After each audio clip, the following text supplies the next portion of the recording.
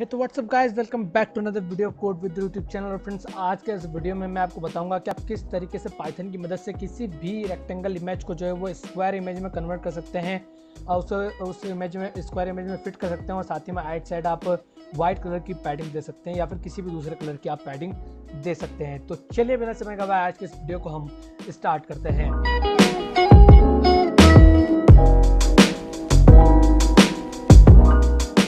तो फ्रेंड्स यार, ये वीडियो जो है वो हमारे जो ऑटो इंस्टा का प्रोजेक्ट है उसके लिए बन रहा है। मुझसे एक व्यूअर ने रिक्वेस्ट करी कि जो है वो आपकी इमेज जो है वो फिट नहीं बैठती है। आपके जो ऑटो इंस्टा का प्रोजेक्ट है उसमें जो है वो इमेज को जब हम रिसर्च करते हैं तो फिट नहीं बैठती है। और तो उन्होंने बोला था कि मुझे एक ऐसा प्रोग्राम चाहिए जिसमें जो है वो इमेज फिट बैठ जाए कुछ इस तरीके से। तो स्पेशली उनके लिए मैं ये वीडियो बना रहा हूँ। अगर वो इस वीडियो को देख रहे हैं तो लाइक कर दीजिए यार। तो चलो यार, अब मैं बनाना स्टार्ट करता हूँ। मैं यहाँ पर लिखूंगा app.py और मैं सबसे पहले तो ये जो रिसाइज्ड इमेज है इसको मैं डिलीट कर देता हूँ और मैं इस इमेज को जो है आपको फिट करके बताऊंगा। ठीक है, सो मैं app.py में जाता हूँ। तो यहाँ पर यार मैं यूज़ करने वाला हूँ PIL मतलब पिलो मॉड्यूल का मैं यूज़ करने वाला हूँ। अगर आपको वो मॉड्यूल इंस्टॉल करना है तो आप यहाँ पर राइट क्लिक करें, अपना पावरशेल एडमिन खोलें, यहाँ पर लिखें आप पिप इंस्टॉल PIL या फिर पिलो। ठीक है, ये लिख के आप एंटर दबा दीजिए तो आपका ये मॉड्यूल पिलो का इंस्टॉल हो जाएगा। मैंने पहले से इंस्टॉल कर रखा है तो रिक्वायरमेंट ऑलरेडी सेटिस्फाई ये बता रहा है। तो आपको सबसे पहले तो इंपोर्ट करना है फ्रॉम PIL। इसमें से कुछ आपको मेथड इंपोर्ट करना है। सबसे पहले तो आप इंपोर्ट करें इमेज। ठीक है, एक इमेज की हमें यहाँ पर ज़रूरत पड़ेगी। एंड देन इसके बाद में आपको ज़रूरत पड़ेगी यार एक इमेज ड्रॉ की, इमेज ड्रॉ। एंड देन इसके बाद में आपको ज़रूरत पड़ेगी एक इमेज फिल्टर की। ठीक है, तो मेरा बेसिक आइडिया क्या है, मैं क्या करूँगा कि एक इमेज बनाऊंगा, एक वाइट कलर की इमेज बनाऊंगा। एंड देन उसमें आपको जो भी इमेज फिट, एक स्क्वायर इमेज रहेगी वाइट कलर की, और इसमें आपको जो भी इमेज फिट करानी हो आप वो फिट करा सकते हैं। बताऊंगा मैं आपको, देखते जाइए, आपको सब कुछ समझ में आ जाएगा। तो मैं यहाँ पर एक वेरिएबल बना रहा हूँ IMG नाम से। ठीक है, और सबसे पहले तो मुझे जो भी इमेज को रिसाइज करना हो मैं उसको ओपन कर लूँगा। तो मैं लिखूँगा भाई इमेज डॉट ओपन और इसकी मदद से मैं उस इमेज को ओपन कर लूँगा। लेट सपोज अभी हमारी इमेज का नाम है G.PNG। ठीक है, ये है हमारी फाइल का नाम। तो मैंने इसे ओपन कर लिया। देन इसके बाद में मैं यहाँ पर एक विड्थ नाम का वेरिएबल बना रहा हूँ जिसमें मैं विड्थ सेट कर दूंगा कि कितनी बड़ी होनी चाहिए। ठीक है, तो आप अपनी मैक्सिमम विड्थ सेट कर सकते हैं। आप 800 कर देंगे तो काफ़ी रहेगा, 800 पिक्सल काफ़ी बड़ा रहता है। तो आप इतनी सेट कर दें। देन इसके बाद में मैं क्या कर रहा हूँ, मैं यहाँ पर एक फंक्शन बना रहा हूँ, इसका नाम मैं रख रहा हूँ मेक स्क्वायर। मैं स्क्वायर नाम से मैं यहाँ पर फंक्शन बना रहा हूँ। इसमें मैं दो आर्गुमेंट पास कराऊंगा। सबसे पहले तो जो इमेज है वो खुद, जो भी इमेज है आपकी, एंड मैं यहाँ पर लिखता हूँ रियल इमेज जो भी आपकी वो, या फिर रेक्टेंगल इमेज, रेक्ट इमेज जो भी है। ठीक है, फाइनल रेक्ट इमेज इसका नाम हम डिफाइन करते हैं। एंड देन दूसरा जो है वो आपका हो जाएगा BG_कलर, कि भाई आप बैकग्राउंड कलर क्या रखना चाहते हैं, जो पैडिंग रहेगी वाइट की, रेड की, जो भी आपको रखना हो। देन इसके बाद में मैं क्या कर रहा हूँ कि मैं यहाँ पर जो है वो हमारे हमने जो भी इमेज पास कराई है उसकी मैं विड्थ और हाइट देखना चाहता हूँ। ठीक है, देखना चाहता हूँ कि भाई उसमें हाइट वो मतलब कि वर्टिकल रेक्टेंगुलर इमेज है कि हॉरिजॉन्टल रेक्टेंगुलर इमेज है, ये मैं देखना चाहता हूँ। तो मैं यहाँ पर दो वेरिएबल बना रहा हूँ, विड्थ कॉमा हाइट नाम से। ठीक है, विड्थ कॉमा हाइट नाम से, और इसमें जो है वो मैं ये मेथड कॉल करा रहा हूँ रेक्ट इमेज डॉट साइज़ की। ठीक है, रेक्ट इमेज डॉट साइज़ की ये क्या करता है कि आपको एक टपल देता है कुछ इस तरीके से, जिसमें कुछ विड्थ लिखी रहती है और कुछ उसकी हाइट लिखी रहती है। तो वो दोनों चीज़ हमारे विड्थ कॉमा हाइट में असाइन हो जाएगी। ठीक है, इसके ये काम होने के बाद में मैं चेक करूंगा यार कि विड्थ और स्पेलिंग गलत हुए बिना हमारा कोई भी ट्यूटोरियल कंप्लीट नहीं होता। तो वो हमने परंपरा निभाते हुए अब हम आगे बढ़ते हैं यार। तो सबसे पहले मैं चेक करूंगा कि भाई अगर विड्थ और हाइट बराबर है तो तुम्हें कुछ करने की ज़रूरत नहीं है, वो ऑलरेडी स्क्वायर्ड में है। तो उसे उसके साथ में ज़्यादा कुछ एक्सपेरिमेंट करने की ज़रूरत नहीं, तुम सिंपल जो है वो रिटर्न कर दो इस फंक्शन में।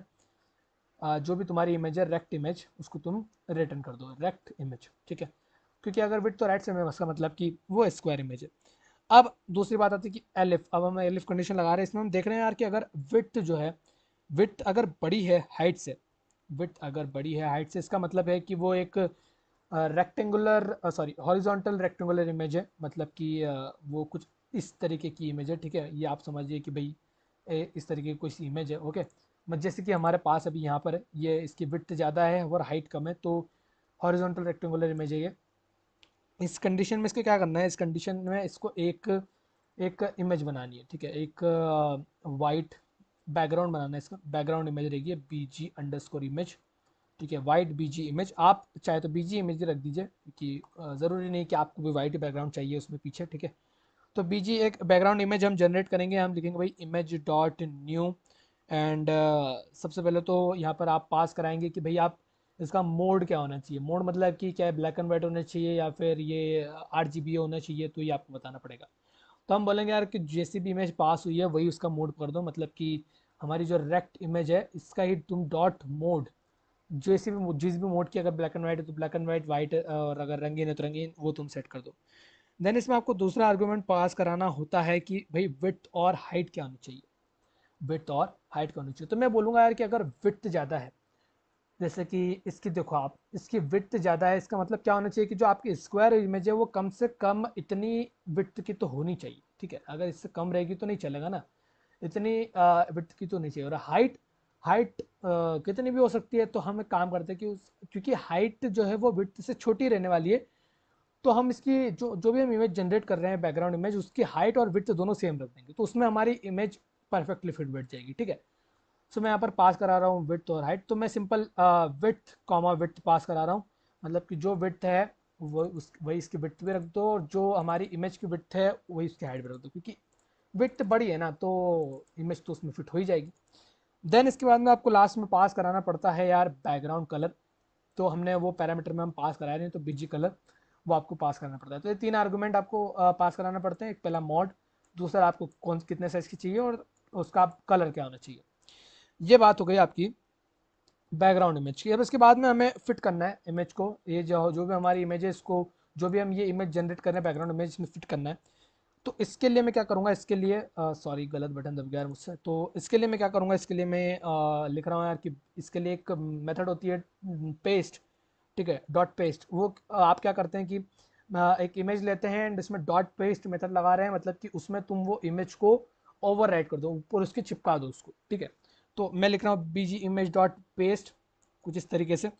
और इसमें सबसे पहले आपको इसमें आपको दो आर्गूमेंट पास कराने पड़ते हैं। सबसे पहला तो आपका इमेज, कि किस इमेज को आप पेस्ट कराना चाहते हैं, एंड दूसरा कि आप उसको कहाँ पर पेस्ट कराना चाहते हैं, उसका कोऑर्डिनेट देना पड़ता है। तो मैं बोलूँगा यार कि देखो, अगर ये विड्थ इसकी बड़ी है, विड्थ बड़ी है, इसका अर्थ क्या है कि आपका स्क्वायर इमेज, जैसे कि रुक जा 2 मिनट में वो इमेज को यहाँ पर ले आता हूँ, इसको डिलीट कर दूंगा मैं, तो इससे आपको अच्छे समझ में आएगा। तो देखो ये स्क्वायर इमेज हमने जनरेट करा दी है, ठीक है। और मैं बोलूँगा यार कि विड्थ जो है वो 0 से स्टार्ट हो, मतलब कि 0 कॉमा और विड्थ माइनस हाइट बराबर, मतलब कि मैं आपको समझाता हूँ।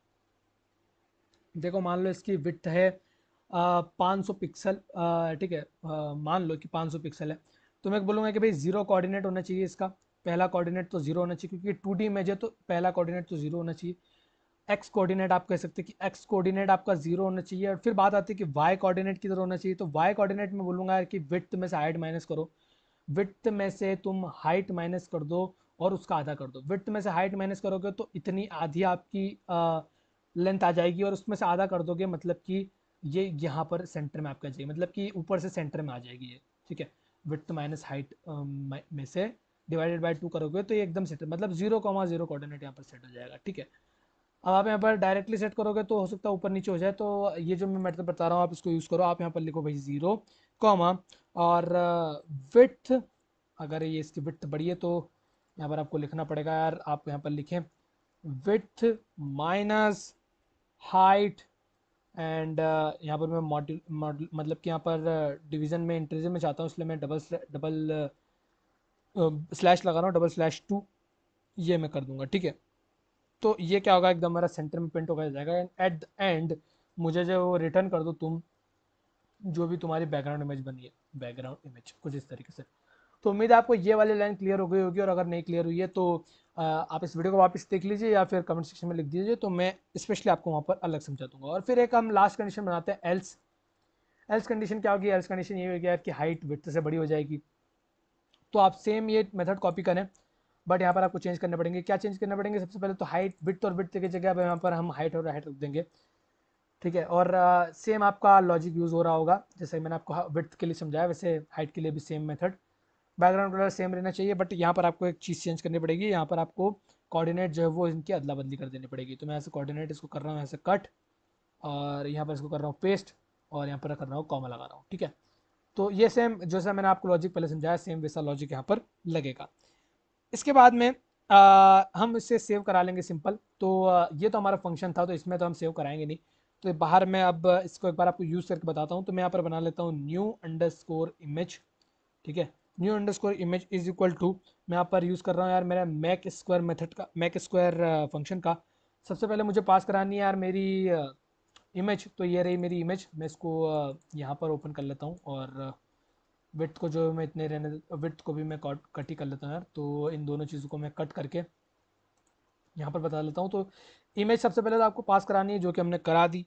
देन इसके बाद में आपको पास कराना है भाई कि जो आपके बैकग्राउंड कलर के क्या होना चाहिए, बैकग्राउंड कलर आपका क्या होना चाहिए वो आपको पास कराना है। तो वो हम पास करा देते हैं 0,0,0। इसका मतलब ब्लैक होता है कि आप ब्लैक कर दो, ठीक है। और देन इसके बाद में मैं यहाँ पर लिख दूंगा भाई कि डॉट रीसाइज। अब मैं डॉट रीसाइज मेथड को लगा रहा हूँ, ताकि जो है वो आपकी फ़ोटो जो है वो जो भी आपने विड्थ सेट कर रखी हो उसके हिसाब से रीसाइज हो जाए, ठीक है। तो यहाँ पर मुझे सबसे पहले तो अ, एक टपल पास कराना होगा जिसमें हाइट और विड्थ लिखी होगी। तो मैं विड्थ से ही इसे पास करा दूंगा डायरेक्टली, क्योंकि स्क्वायर इमेज है तो दोनों सेम भी रहेगा तो चलेगा। तो यहाँ पर लिख दूंगा विड्थ कॉमा विड्थ, कुछ इस तरीके से। एंड देन इसके बाद में मुझे एक और यहाँ पर पैरामीटर पास कराना होगा, जो कि होता है रीसैम्पलिंग फ़िल्टर, ठीक है। रीसैम्पलिंग फ़िल्टर होता है ये, और ये के नियरेस्ट मेथड की मदद से जो है वो आपकी फ़ोटो को रीसाइज कर देता है। तो अभी आप इसको नहीं भी समझेंगे तो कोई दिक्कत नहीं है, आपको बस लिखना है image.lanc एंड ZOS, ये आपको लिख देना है, ठीक है। ये ऑप्शनल होता है, बट पास करा देंगे तो आप काफ़ी अच्छा रहेगा। एंड एट द एंड हम इसे हमारी इमेज को सेव करा लेंगे। मैं लिखूंगा भाई न्यू इमेज डॉट सेव, ठीक है। और इसको मैं लेट सपोज कुछ भी नाम सेव करा देता हूँ, रीसाइज्ड डॉट PNG, इस नाम से मैं सेव करा लेता हूँ। और आप क्वालिटी दे सकते हैं कि भाई क्वालिटी क्या देना चाहते हैं आप। तो क्वालिटी 95 से ऊपर नहीं होनी चाहिए, तो मैं मैक्सिमम 95 यहाँ पर दे देता हूँ, ताकि मेरी इमेज एकदम क्लियर है। और अब मैं इस रीसाइज इमेज को डिलीट कर देता हूँ और देखता हूँ कि मेरा ये पूरा फंक्शन रन कर रहा है या नहीं। तो g.png मेरे पास में है, app.py यहाँ पर मेरे लिए रेडी है। तो मैं जैसे इस कोड को रन करूँगा, तो देखो मेरी रीसाइज्ड, और स्पेलिंग गलत कर दिया क्योंकि परंपरा थी निभाई मैंने। तो रीसाइज्ड इमेज जो हमारी आ गई है उसमें मैं देखूंगा, तो देखो कुछ इस तरीके से आपकी इमेज आ गई। आप चाहे तो यहाँ पर कलर कुछ भी पास कर सकते हैं, ठीक है। यहाँ 0,0 आप कुछ भी यहाँ पर वैल्यू पास कर सकते हैं। 255,255,255 पास कराएंगे तो वाइट हो जाएगा। कुछ और वैल्यू पास कराएंगे, लेट सपोज मैं यहाँ पर कर देता हूँ 45, ठीक है, 46, और यहाँ पर मैं 33 पास करा देता हूँ। अब इसको मैं रन कोड करता हूँ, तो आप देखेंगे कि इसका कलर जो है वो देखो कुछ इस तरीके का रेड कलर का होगा। तो कुछ भी कलर आप पास कर सकते हैं यार, आपको ये वैल्यू मिल जाएगी। मैं फिलहाल के लिए 255,255,255 मतलब वाइट कलर यहाँ पर पास करा रहा हूँ। और मैं इस इसको रन कोड करूँगा तो अब आप देखेंगे कि मेरी रिसाइज इमेज का बैकग्राउंड कलर वाइट हो गया। तो उम्मीद है यार आपको ये कोड समझ में आया होगा, और आपको ये पूरा जो कोड है ये समझ में आया होगा कि किस तरीके से सारी चीज़ें वर्क कर रही हैं, और कितनी आसान तरीके से यार आपने एक इमेज को जो है यहाँ पर फिट कर दिया एक स्क्वायर में। तो अगर आपको ये वीडियो समझ आया है या आपको वीडियो पसंद आया है तो आप वीडियो को लाइक कर दीजिए, और अगर आपको ये वीडियो समझ में नहीं आया है, पसंद नहीं आया, तो वीडियो को डिसलाइक कर दीजिए। और बताइए यार कि वीडियो में क्या दिक्कत थी, और उससे मैं फिक्स करने की कोशिश करूँगा। और क्वालिटी आप यहाँ पर स्पेलिंग बिल्कुल सही लिखिए यार, स्पेलिंग में मेरी जैसी गलती ना करें, बट आप बाकी चीज़ें मेरी जैसी सेम करिए। तो अगर आप एक कोड डाउनलोड करना चाहते हो तो आपको डिस्क्रिप्शन में ये कोड मिल जाएगा, वहाँ से आप आसानी से डाउनलोड कर सकते हैं। तो फ्रेंड्स यार फिलहाल के इस वीडियो में इतना ही यार, मिलूंगा मैं आपसे नेक्स्ट वाले वीडियो में, तब तक के लिए बाय बाय।